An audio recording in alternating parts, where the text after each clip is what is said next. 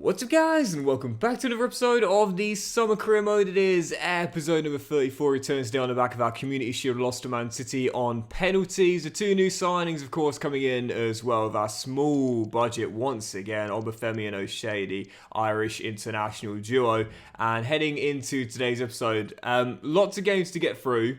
Plus, we'll have a draw for the Europa League group stage, and we might make a new signing. 6 mil in the budget, but yeah, I wouldn't expect one. We might, but I wouldn't expect one. I mean, I think we could probably do with a new centre-half. Obviously, we've loaned Owen Haynes out to Brentford for a year, and of course, we sold Panzo and Mbengo. So maybe a new centre-half, possibly another squad midfielder, maybe. I always like free first-team goalkeepers when I'm playing in Europe as well, but I guess with the pennies we've got, there's no need to do that, as a bid comes in for Patrick Oakley. Real Sociedad want to take him permanently. Can have him on loan, not taking him permanently. But yeah, I'll see what we do. I'll see what we do. But I think we'll crack straight into our first game though. It is Aston Villa away at Villa Park. Hayes has won Premier League season opener. Board have said this season they want us to finish in a Europa League spot, and in career mode that only counts as 5th, or of course 6th can do it as well. Last year we were 7th. I don't want to drop outside the top 7. That's my aim. Stay in the top 7 and possibly have an outside shot at the top 4. Let's start off with the window of Villa Park. Come on, you Royals. Great ball by Louis Barry, great turn by Nicholas Jackson, excellent finish by the former Chelsea man, and Villa in front 12 minutes in. Well, heading into the new season, trying to improve the defence, brought in Dara Shah, not starting this game. I put Tapia in the back line instead. I want to try something different here, but down already 12 minutes in. So, man, we need investment. If the board want us to take the next step up, we need investment, man. It's a fun challenge working with this small budget, don't get me wrong, but it is still just that, a challenge. And at the moment, struggling with that challenge. Zamdouni gets on the run, great dribbling though, and the finish as well. He scored an amazing chip at Wembley and a glorious solo goal there. Reading level it. It wouldn't exactly be a great start to the season, I'll be honest, but Villa Park, tough place for any team to go nowadays. Aziz does really well there. And coming from behind to claim a point. I can think of worse results. But Esprit says Gaffer will take the win instead. No. Thought he was on there. I must say, I thought I timed that to perfection. Evidently not. I want to see it on the replay real quick though. Not the best angle here, but... oh, that's very tight, that. Correct decision though. Both of these teams will have an eye on the European places come the end of the season. Oh. And both believing they may have an outside shot at top 4 as well. So with 17 to go, a win for either side could prove to be priceless even on match day 1. And we're really going for it. Vilhelm denied, whips in the corner, headed away. And skipper's shot blocked and cleared. Still time, but yep, pushing for a winner here. I'll be fuming if Villa go and win this. I mean, the better team out there. That's going to be Dennis's all day. And that's fine. That's totally fine. We've got 1 minute of normal time to play. Can we find a winner? Kelvin Abrifa off the bench.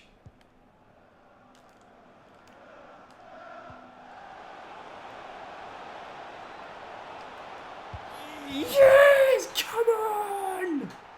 This is why we turned down the bid from West Ham. Zeki Amdouni bags a brace and the winner at the death. And it might be match day 1, but again, the opponent is one that we know we'll battle with for a European spot this season. So to get a win against them in their own backyard to start the season is a huge, huge bonus to start the campaign off. Zeki with the winner. Reading leave it late, but leave with all 3 points. Massive victory on match day 1. Oh, Zeki Amdouni. Man, he's big. He's big, and I said it before, he was not my first choice. That was João Pedro, but a blessing in disguise we couldn't get the Brazilian because he has been fantastic since coming. I say fantastic. What did he get last year? Was it 11 goals? I think it was in the league. It wasn't amazing, but already 2 on match day 1.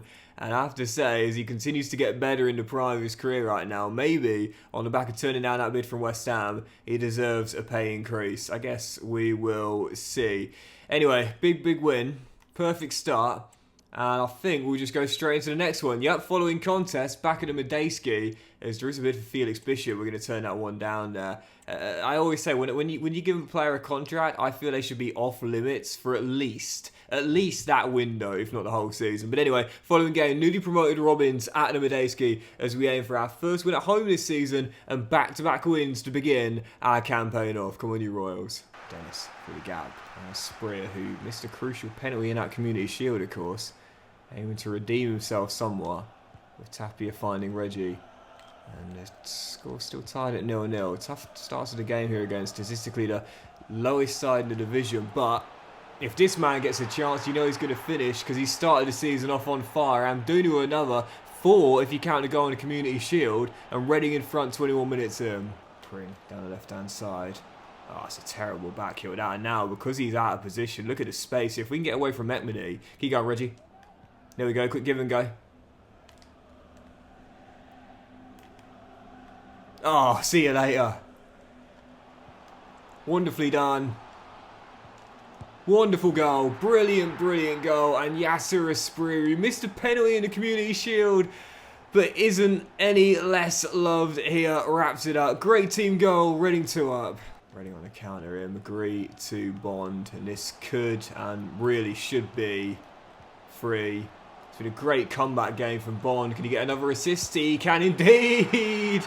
For Espria. No, he didn't get the assist for the second goal, but he's got on for that one as Yasser Espria converts. I think that's like the 3rd time he scored a goal with like a skill shot, but a simple cutback for his brace and Reading go 3-0 up. It's only 2 games into the season, but this is going to be the perfect response to our loss in the Community Shield. First, a big comeback win away at Villa Park, and then a big convincing win here in Berkshire against the newly promoted side.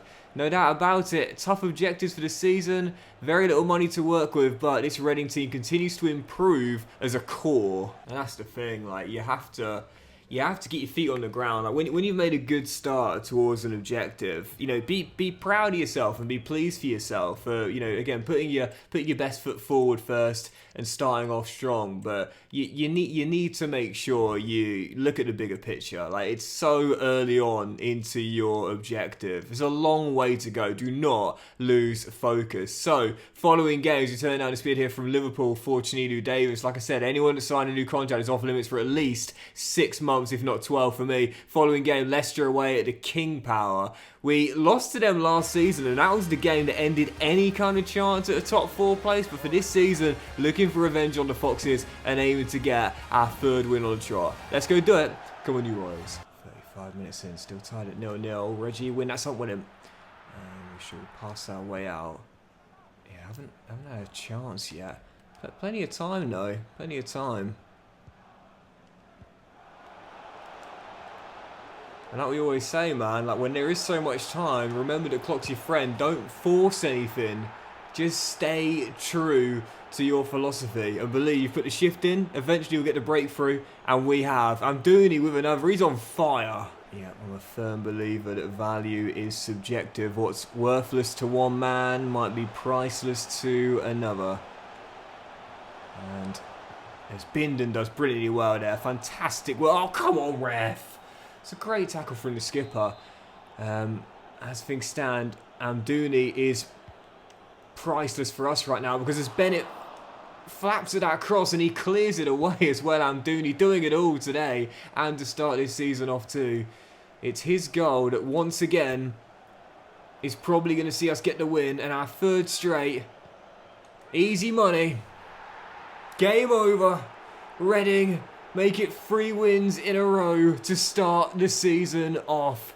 Absolutely flying out the blocks. Yeah, I certainly don't deny that the money we could have got from West Ham would have been a massive club record sale that could have helped us rebuild this team even more. When working with small budgets, it may have seemed strategically the better option with all the strikers out there to possibly replace Amdouni with, but right now, the Swiss international is worth his weight in gold. Scores our first in a 2-0 win, and it is a 100% start to the Premier League season. 3 wins on the trot. Let's keep it going, man. It's only the end of match day 3. Still a long way to go. And so with deadline day here and just over 6 mil in the budget, I'm going to make just one signing because we're now light at CB after selling 2 and loaning out Haynes as well. And I'm going to bring back one of the Reading Academy graduates, 2 on the shortlist. You've got Tom Holmes, who obviously moved on to Luton Town, but also big Jake Cooper at the 10. Love Jake Cooper, man. Been with us for many years. He's a giant of a man at 6'6". And whilst I don't have a full scout report on the guy, 32 years old. I would say, based on looking at these base stats here, we know he's obviously very aerially good and so strong as well. I think as a wild card option, I'm just going to bring him in, man. Jake Cooper for the squad and the homegrown registration rules too. Yeah, there's a good chance that Cooper is actually going to break into the top 10 for most appearances in Millwall club history. I don't know how many he needs to get to Jimmy Abdu's. Jimmy's got just over 350, I think. But I mean, he can't be that far off. Surely he's been with us for about 7 years now. And yeah, obviously a Reading Academy centre-half came to us, never went anywhere else. But I'm going to bring him back, though. I'm going to bring him back just for, again, emergency cover. It's all it is, emergency cover. And yeah, just literally here to fill out the homegrown quota, but also be a third choice, because we haven't got one right now, just to play in cup games if necessary. And if anyone goes down and we can't fit anyone in there, we've got big Coops to just throw into the back line as well. So we'll keep him until retirement, and Coops returns to the Medeski as well. Yep, just looking up now, over 300 appearances for Millwall, and if he, well, to be fair, he's so consistent, if he does end up starting all of our championship games this year, he will be in top 10 for most Millwall appearances ever, and I'd love to see it as well. Been a fan of his ever since he arrived from Reading several years ago, but in this save, I've brought him back to the Medeski to help with homegrown squad registration rulings and just to provide emergency cover with Owen Haynes out on loan, and more on him in just a moment's time. But for now, returning to the Medeski, welcome back to Berkshire, Jake Cooper. Yep, big Jake Cooper, 32 years old, 73 rated, and again, he's not going to get any better, obviously, we know that, but here on a 3-year deal, I think he'll probably end up retiring at the end of next season, and that is my hope for him as well. But he's a tough tackling CB, where we know his best strength is that aerial threat he's got at 6'6". Might as well keep him on balance, because I don't think he's going to grow any rating. To be fair, he might then. He might grow a rating. I'll take it. But yeah, I might as well keep him on balance. That leads to the quickest growth ever. But again, on Owen Haynes, real quickly, well, we loaned him out to Brentford in the last episode, and this is what I was talking about very, very briefly. If you want better growth and quicker growth on your youth players, my number one tip, loan them out. Loan them out. Owen Haynes has grown 4 ratings in one window. Going on loan to Brentford at the G-Tech. Last season, he only grew 3 ratings all season long, despite being a starter in the Premier League, heading the first goal in for our FA Cup semi-final win against Norwich, and winning us the FA Cup in the process as well.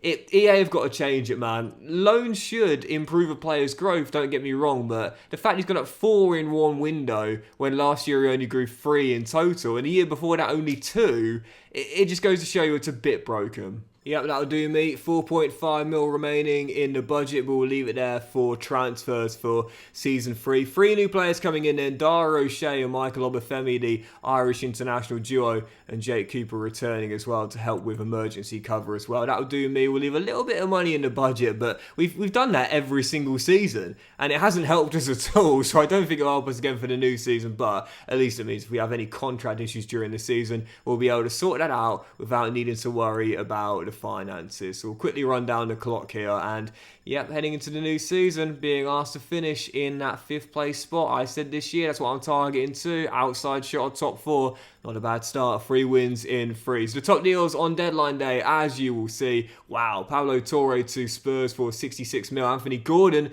has joined Man City from Newcastle for 60.5 mil. Look at that, man. Jack Grealish. What a wild end to his career. He's now gone from Bayer Leverkusen to Fiorentina for £48.9 million. And with deadline day now coming to a close, I do believe we are about to see the draw for the Europa League group stage. Here we go. It will be on the Friday, so one more advance, and here we go. The draw for the Europa League group stage, where Reading in Europe for the first time ever have got...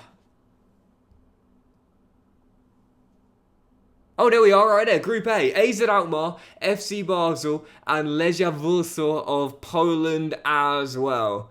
solid group, don't get me wrong, but I think we should be targeting getting through that and possibly top spot as well. AZ Alkmaar, Basel and Legia Warsaw. Yeah, I think we can top that. Right, let's do 2 more. I will end just before that Europa League group opener at home to AZ Alkmaar. Following contest, Wolves at home as we face Gary O'Neill's side, looking for our 4th straight win to start the Premier League campaign off. Perfect start. Let's extend it here in Berkshire. Come on, you Royals.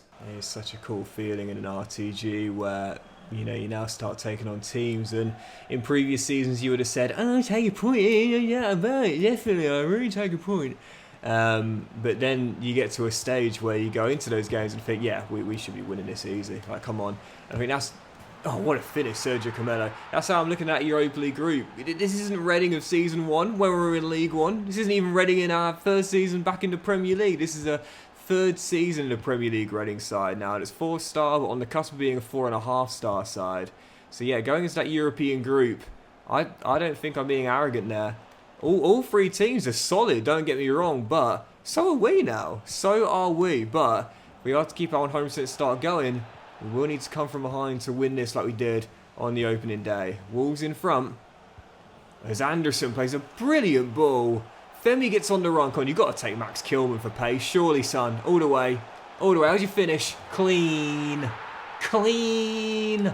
Femi with the leveller. Reading back on level terms. Almost instantly. But what a ball by Wilhelmer Anderson, though.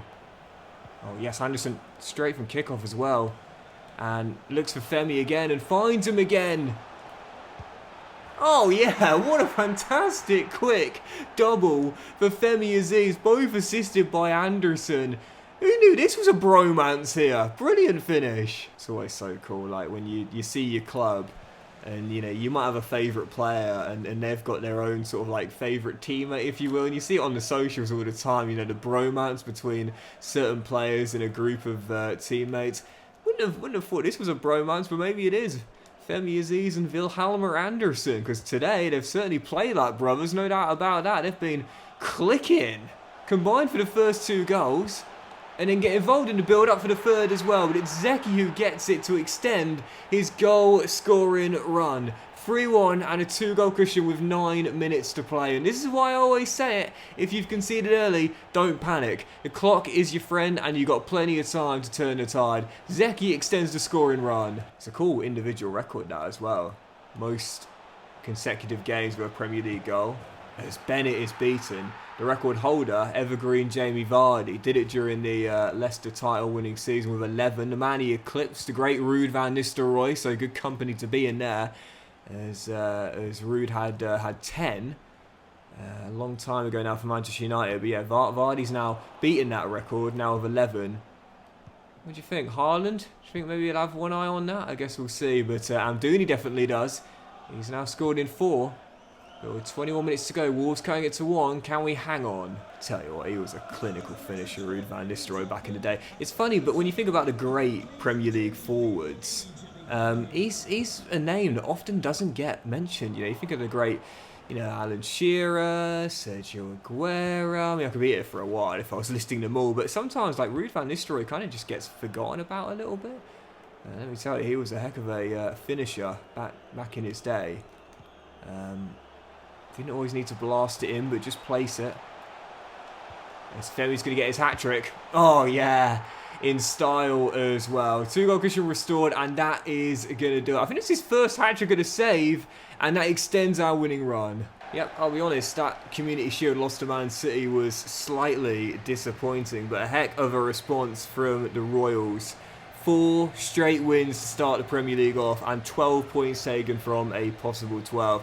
One thing that does frustrate me as well is that when you've subbed a player off, oftentimes they won't be able to do the collect the match ball from the referee animation. That's so frustrating, man. But it is a match ball for Femi. I'll get it for him. I'll go and get it for him and bring him down the tunnel for him. But Femi's match ball and hat-trick ensures we do get the win. 4-2 and the perfect start continues. One more and we'll end on Liverpool away.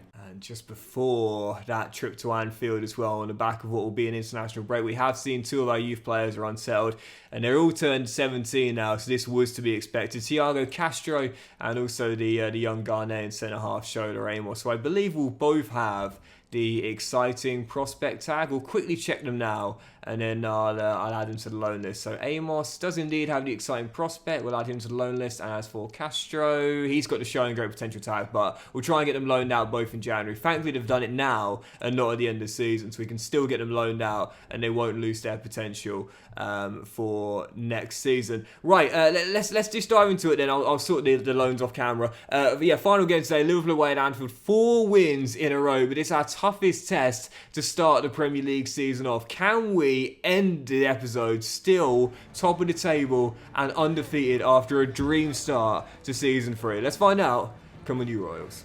Femi to Pia. Renato looks for Amdouni, aiming to extend that record, but got to make sure I don't be selfish with Zeki. I don't want that record to be extended at the expense of the team performances and results, which right now have been perfect. Wilhelm's delivery, and Amdouni heads over the bar. Still 0-0, 18 minutes in. I'm not going to lie, I do have a bit of a habit of doing that sometimes, playing hero ball, looking for one particular player when they're in fantastic form. But as Bennett makes the save there, sometimes it can be the detriment. As Bennett does brilliantly well to claim that across as well. Now, if he goes down the left-hand side here, bear with me, I know what I'm doing.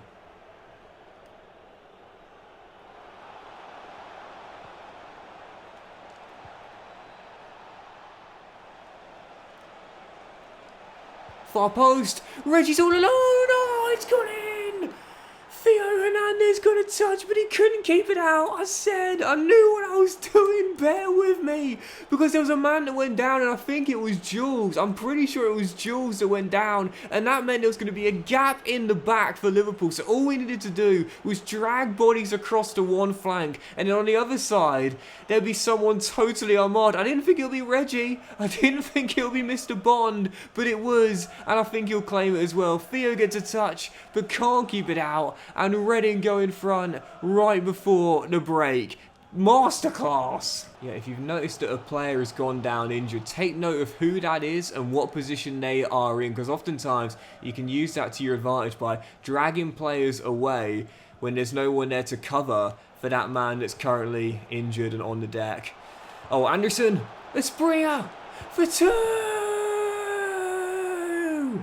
Wilhelm with another assist. Espria with a second goal for Reading this afternoon. With half an hour to go. What a dream start to the season. This may continue to be for Reading. I wanted 5 wins on the trot, and as things stand, we're going to get it. You know, the Liverpool fans wouldn't have been happy with us for the first goal. Not kicking the ball out of play when Jules was down. You heard them cheat, cheat, cheat, cheat, cheat. But listen, nothing wrong with the second goal. Absolutely nothing wrong at all. Lovely ball by Wilhelm and a clean finish by Espria as well. And as things stand, it is going to be 5 on the trot for Reading, who, to be fair, have played some brilliant football today as well. And it's just getting better. Wonderful build-up. Oh, that would have been the icing on the cake, man. What a performance. Last season, we picked up a win early in the campaign here at Anfield against Liverpool and made a statement in the process. But today, another win at Anfield, sure, but this statement feels more like a shout-out. And a shout-out to the other teams in the league. We're no longer little Reading from Berkshire anymore. We're the Royals with silverware in our cabinet and now looking to take the next steps as a team to be feared in England and possibly Europe as well. But that'll do it for today's episode, guys. So big thank you for watching. I really hope you have enjoyed. And if you have, then please do drop a like. Much love to you all. Have a fantastic day. I'll return in the next episode, which you won't want to miss. We've got more big games in the Premier League, aiming to extend that incredible start to the season, where we still remain top and undefeated with 5 wins in a row. We'll have the EFL Cup third round away against Crystal Palace at Selhurst Park, and match days 1, 2, and 3 of the Europa League group stage as Reading play their first ever games in European football. Always a cool milestone in an RTG, that. Really looking forward to it. Have a fantastic day, guys. Much love to you all, and I'll see you for that next episode very soon.